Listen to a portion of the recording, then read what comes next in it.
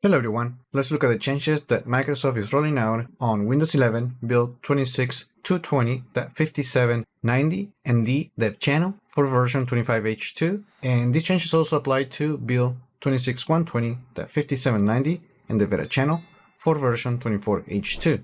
Okay, first, in this release, voice access is getting a new feature called Fluid Dictation, and when using voice access, you will find the option right here on the Manage Options submenu. And basically, the feature automatically corrects grammar, punctuations, and filtered words as you speak. The idea behind this feature is to minimize the need for manual editing when using dictation. The feature uses small AI models already available on your computer, allowing it to operate offline, preventing your information from being sent to the cloud. You can also use this feature on any app that supports text input, but it won't work on secure fields such as when typing a password. Although the Windows Studio effects have been available for some time, they were limited to some cameras. Starting with this update, Microsoft is expanding support for more cameras. In some Copilot Plus PCs, for example, the company is expanding the ability to use AI effects with secondary cameras such as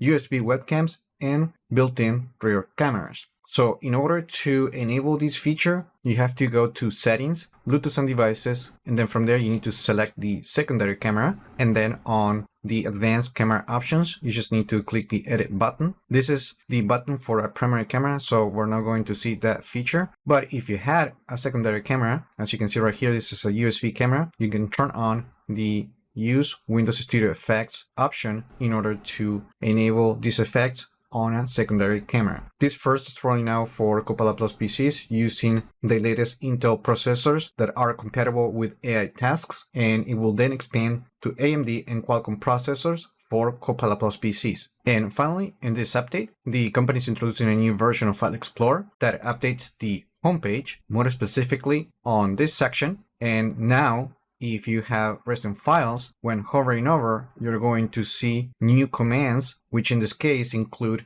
the option to open the file location, which is this one right here. And you can also use the Ask Copilot about this file option. So basically, if you click that option, we'll send that file to the Copilot app. This feature is currently available for logged-in users with a Microsoft account, and it will later be available for school and work accounts, as well as for users in Europe. As per usual, this preview of Windows 11 includes various fixes and known issues, and you can check the link in the description to learn more about this release. And that's it. These are the latest changes that we're going to see in this preview build of Windows 11. Let me know in the comments what you think about these features and changes. Also, like the video, share it, subscribe to the channel if you haven't done that yet, and I just hope this video was informative for you, and I would like to thank you for viewing.